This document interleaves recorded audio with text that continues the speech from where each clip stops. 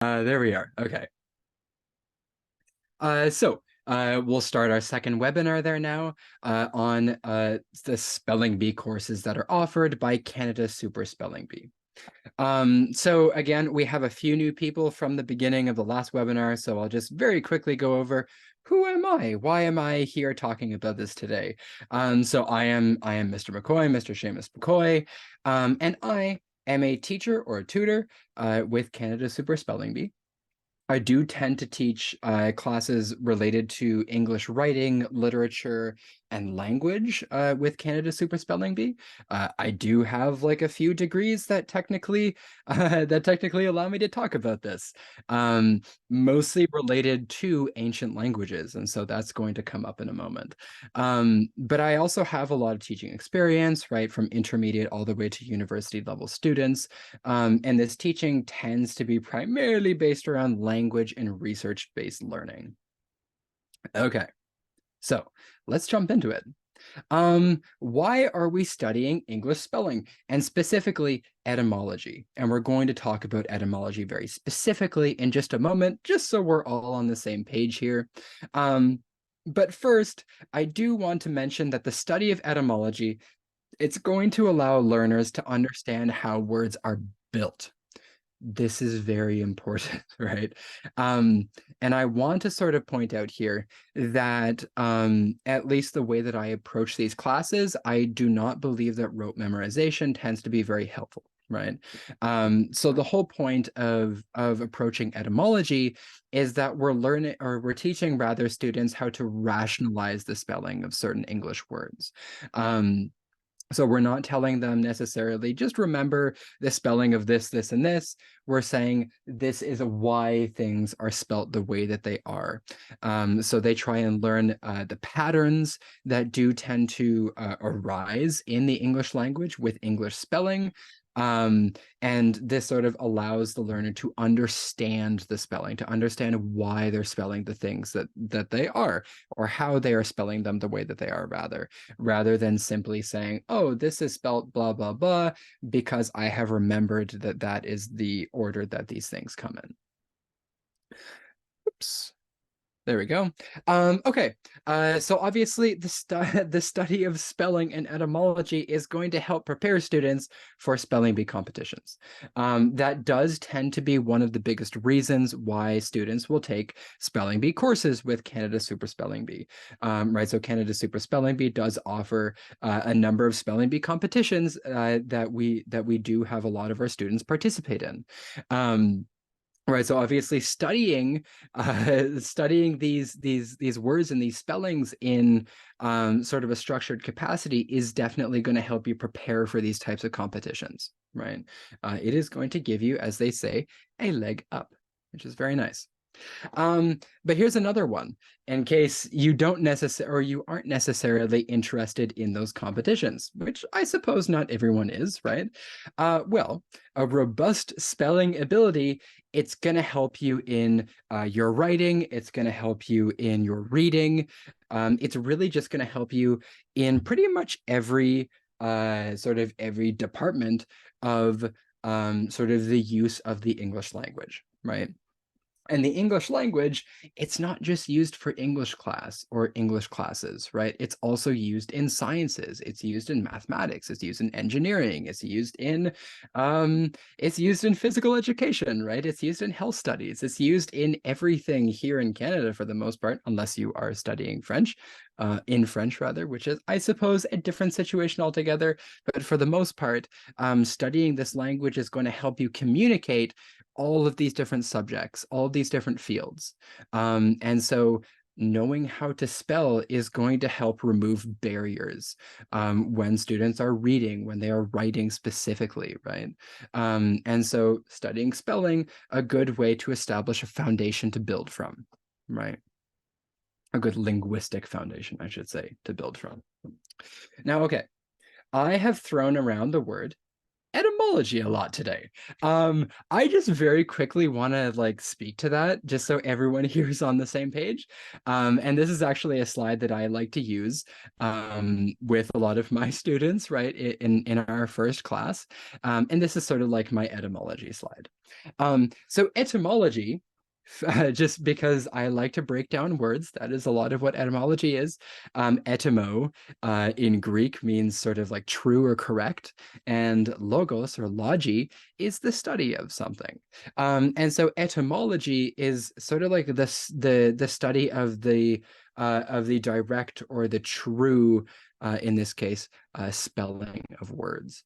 And so what we're talking about with etymology is we're talking about really the evolution of words, right? The English language, it's really strange in that we actually don't use a majority of English vocabulary in our language, right? And so what we end up having is somewhere between probably 50 to 70, maybe even 80% of our language, or I should say of our vocabulary, that is composed of non-English words. Right. Okay. Now, I will direct your attention very quickly over to sort of this like nice little tree on the right hand here where we have English, French, and German. So in English, we have a number of words for a bunch of different animals and the meat that is associated with those animals. It's always kind of interesting to look at this. But we have cow, for instance, which produces beef. Cow comes from the German word Kuh, or beef comes from the French word bœuf, right? Or a pig, right? Swine comes from the German Schwein, or pork comes from the French Porc. Or you could talk about sheep, right? Sheep comes from the German Schaf, or mutton, right? The food product that sheep that is not produced by the sheep, but gotten from the sheep, is from the French mouton. Right. And so you can see that like there is sort of a lot of influence on the English language from non-English language, non-English languages. And so German and French are really just two smaller pieces of this. The two largest pieces tend to be Latin and Greek. The reason is kind of long and complicated, and we won't get into it in this webinar. But what I do want to get across to you is that the English language is composed predominantly of non-English words. This is why we have spelling bees in the English language, is because English is very irregular. It uses a bunch of different spelling rules because it takes words from a bunch of different languages. Right. And so that's really what we're reckoning with when we're looking at these spelling bee courses is we're talking about the spelling rules of these various languages, right? We're talking about the spelling rules from German, from Latin, from Greek, from French sometimes, right? And really what we're trying to do is we're trying to establish why English is so wonky in its spelling, right? That's what I'm talking about when I say etymology. Okay, now, very quickly, I do want to go over a sample course plan. It does sort of depend on the level that you are studying. It also depends on how many courses you have in the semester. It might also depend on the level of students in your class, right? Because obviously, because these are smaller courses, we as teachers get to shape the course to the students. And so if the students are particularly strong in Latin words, maybe you don't focus so much on Latin words. But this is an example course plan that I have used in the past. For context, I do tend to teach the higher grades, right? So I'm not typically involved with teaching younger grades in spelling bee. So there might be a different approach to this. But how I typically approach the spelling bee courses is usually broken into sort of linguistic families, we'll say, because remember that I do teach, and for the most part with Canada Super Spelling Bee, we do teach using etymology. Right, so I do like to use the first class on introduction. This gives a little bit of information. the way that we're going to approach the course, why we're going to approach the course the way we're doing it. And I usually like to give just a little preliminary test, and I shouldn't even use the word test here. It's really just for me to understand where all of my students are at the beginning of the semester, because like I said, I like to meet them where they are. Okay, from there, I usually like to move on to English. Oh, the sunset is very nice. From here, I like to move on to English because this is what's going to be most familiar to us.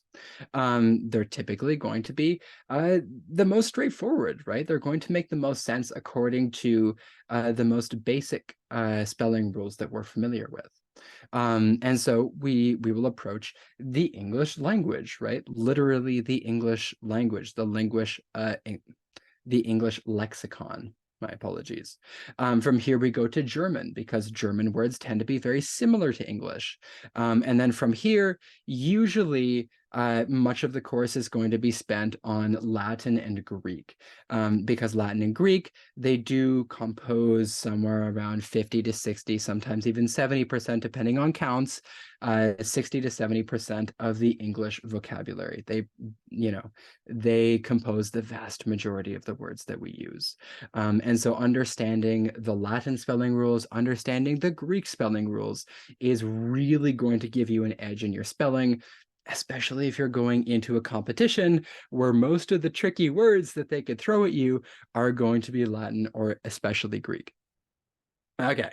And then we usually like to end off our courses, our spelling bee courses, with what we call a mock spelling bee. The mock spelling bee, it's an opportunity for students to practice in sort of a realistic spelling bee scenario or situation, right? So we will have a judge and a pronouncer who will they will officiate the spelling bee just as though it were an actual spelling bee. There tend to be little prizes, which is also very fun. The entire thing is actually a very fun little event. Just a little way to celebrate the end of the semester. But it is also an opportunity, of course, for us, the teachers, to see how students are performing.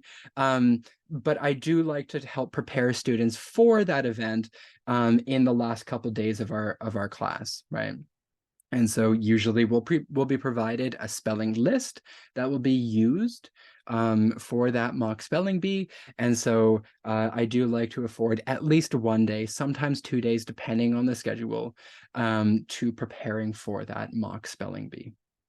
And then finally, I do like to end the course with sort of a conclusion class where we do our own miniature spelling bee in class. And this sort of acts as an end of term test, right? Because a lot of students, for one reason or another, will not be able to attend the mock bee. I still want to give them an opportunity to show me what they've learned, of course. And so I usually like to use the last half of our final class for this purpose. Okay. How do we choose a level, right? Very much like the last webinar, because it's important for us to consider, like what level is appropriate for your learner, right? And so we roughly have 3 levels that we sort of need to contend with. The first level is those grades 1 to 3, right? So this is the youngest. And as I said, I don't tend to teach these, so I'm not very well versed in it. But I am going to talk a little bit about sort of where we're coming from for these younger grades. And so this course is usually going to be about very basic spelling. It's also going to be about phonetics oftentimes. And so phonetics, when I use that word, I'm talking about the pronunciation of the language, right? So this tends to be very basic. It's an introduction to spelling words in English, right? And so you can ask yourself, I should say, ask your learner a couple different questions that, might give you a sense of whether or not they're well suited to this grade level. So you might ask, am I comfortable with the sounds in English and the spellings that they correspond to, right?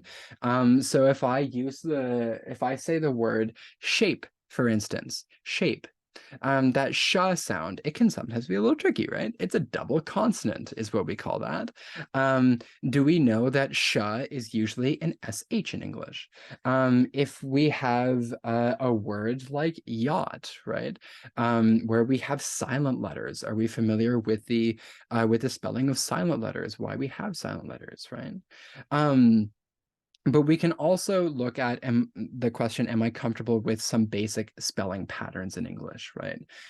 This is something like I before E except after C, right? Or maybe the patterns of C, right? Is C going to be hard? Is C going to be soft? So these are some basic spelling patterns that do tend to pop up in the English language. So with this 1 to 3, with this lower grade level, what we're really trying to do is establish really again a foundation to build upon, right? We're trying to get learners comfortable with the basics of English spelling, the basics of English phonetics. Now we can move up, of course, to grades 4 to 5, the sort of like the middle section. The middle section, it's going to examine intermediate spelling and etymology, right? So here we're really starting to get into the issue of etymology, right? So we talked about that a little bit. It's that history of the language, right? It's the reasons for why we're spelling things the way that we are. And so you can ask yourself a few questions here. Am I comfortable with English spelling rules? And so here we're not talking about basic spelling rules. We're talking about a little more advanced, right? We're talking about your silent GHs. We're talking about, let's say, you might even go into sort of like a little bit of German or a little bit of Latin, right? Why are we using SC or SCH to make a sh sound? Why are we using e's at the ends of words, right? So here we're getting into slightly more complex English spelling rules. But also, are you familiar with basic etymology, right? So are you familiar with the fact that words can be broken down, they can be ripped apart, and those different pieces that you're left with are really going to help us understand essentially the meanings of those words, and of course each of those building block pieces is going to have its own spelling rules that are associated with it. We call these like the prefixes, the suffixes sometimes, as well as the root words. Now we can move on to the upper level, right? Grades 6 to 8. For grades 6 to 8, this is where we start getting into advanced spelling and advanced etymology.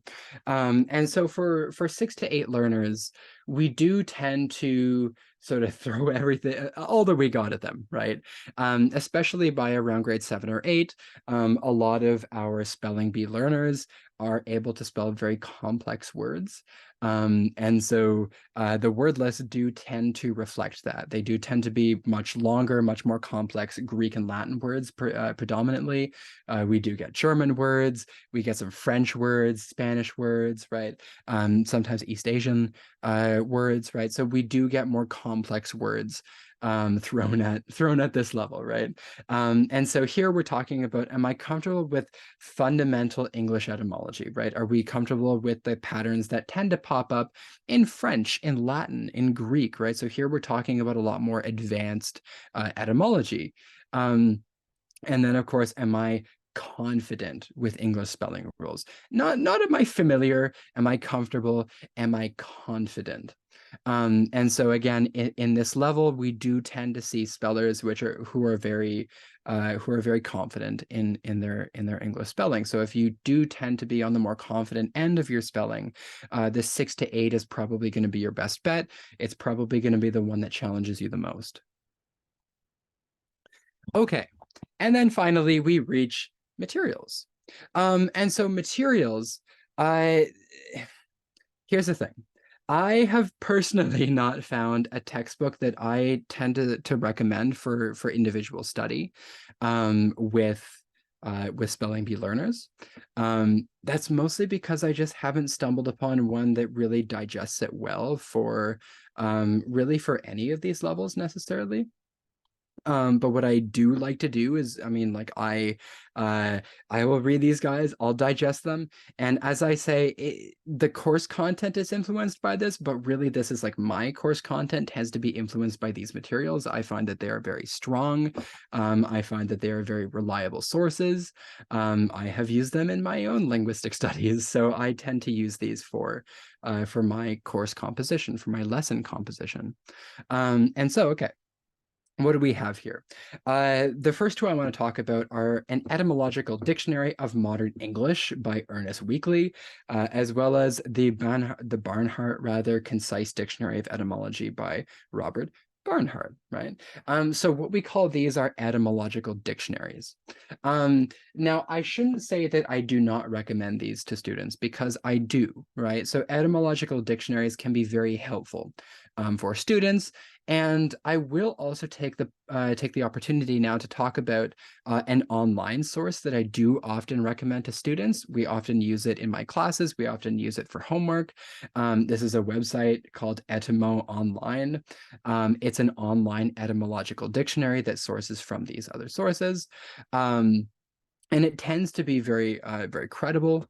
But essentially what these online or not online, sometimes we do have the physical copies, etymological dictionaries are going to essentially give us a complete historical breakdown or etymological breakdown of each word that appears in said dictionary. So let's say we're talking about let's say the word aqueduct, right? We're looking at the word aqueduct and we're thinking like, oh, how do we get this word aqueduct? Which of course means a little pipe that carries water from one place to another. And so you could break it down, right? Usually in etymological dictionaries, you have it broken down into the principal parts of the word.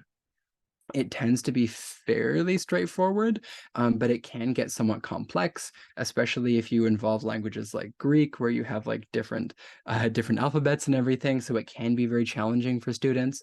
But for a word like aqueduct, which is from Latin, right? So you might see aqua, right? It comes from the Latin word water, aqua.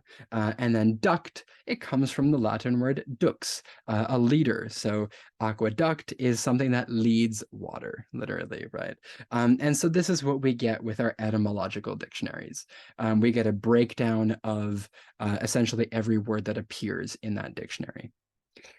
Um, yeah, so I wouldn't necessarily not recommend these, but they can be a little challenging, especially for younger learners.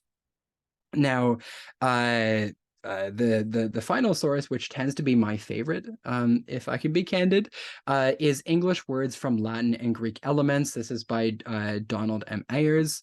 And so this guy, it's not necessarily a dictionary or anything like this, but what it does is it breaks down all of the common principal Latin and Greek elements that appear in words, in English words. These tend to be things like prefixes, suffixes, as well as root words, right? So these are things that very commonly make up English nouns, English verbs. Sometimes we get adverbs and adjectives, right? I'm trying to think of one right now. In fact, perhaps one of the best examples is the word prefix, right? Where pre is a prefix in and of itself, meaning in front of or before, and then we have the word fix. Fix literally just means to fasten, right? To fix something onto something. So prefix is to fix something onto the front of something else, to fasten something onto the front of something else. That is literally what prefix is. That's what it is. It's a little word they add to the front of another word. But this is sort of what we're looking at in this source, in the English words from Latin and Greek. We're looking at prefixes like pre. We're looking at stems or root words like fix. And then we'll look at sometimes suffixes. I don't tend to look at suffixes very often in my classes because they do tend to be fairly straightforward. Okay, so those are the materials that tend to influence my content creation, my lesson creation, right? At this juncture, I will now move to questions. We're actually like 2 or 3 minutes early, but that's okay. Are there any questions, right? So we've gone over technically a lot, right? We did talk about the different units that I do tend to approach. There's the issue of the mock spelling bee. If you have any questions about homework or anything like this, about etymology, now is the time to ask anything you would like about sort of these courses that are offered through Canada Super Spelling Bee.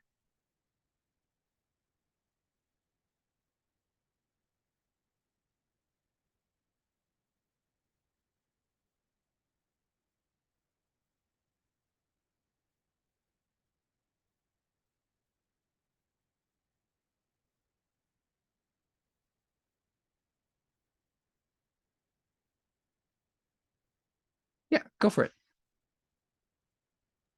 What is the duration of the course? Sorry. What is the duration of the course? So that does tend to change a little bit from semester to semester. It's usually around 10 weeks. Yeah, so this example plan that I've used here was from a 10-week semester. Um, I believe that over the summer we have slightly shorter semesters. I think they're around 8 weeks, I want to say. But they do tend to be around that length. They do tend to be around 10 weeks, maybe plus or minus a week or so. Hi, this is Gabriel. Are the classes conducted over the weekend or they're during the weekdays as well? Sorry, could you repeat that? Are the classes conducted during the weekends or they're during the weekdays as well? So it completely depends on sort of the availability of the students as well as the availability of the teachers. I've taught on both weekends and weekdays, but they are always in the evening, I found. Okay. But it's not, so the schedule is not always the same as what you're saying, right? Yeah, so it's not always at the same time. No. Oh, okay. I see Thanks. another hand up. If you'd like to go ahead. So, like, what's the pricing and stuff on the courses? Like, how much per week, per month? So I can't actually tell you so much about that, but instead I would point you towards Canada Super Spelling. Like I would suggest emailing them, and they'll give you all the information you need about pricing. Okay, thanks. No worries.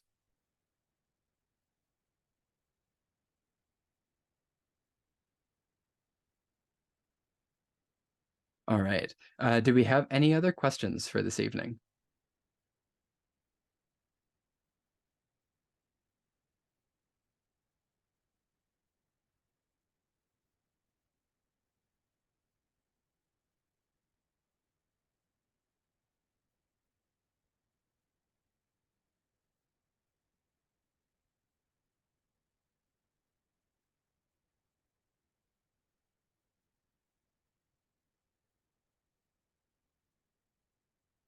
Okay.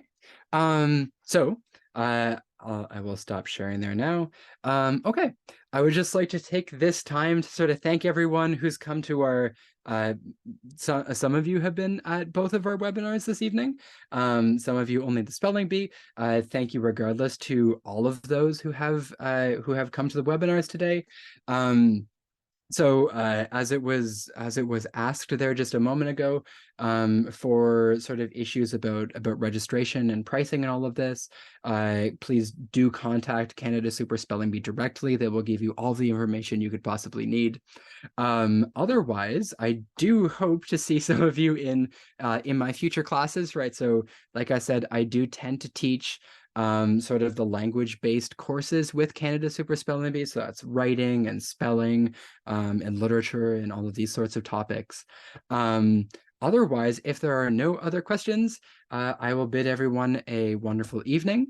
And I suppose I hope everyone is having a good back to school season, because I certainly am. You know, it's always exciting to get back into the rhythm of things. So thank you again for attending this evening. Thank you. Bye.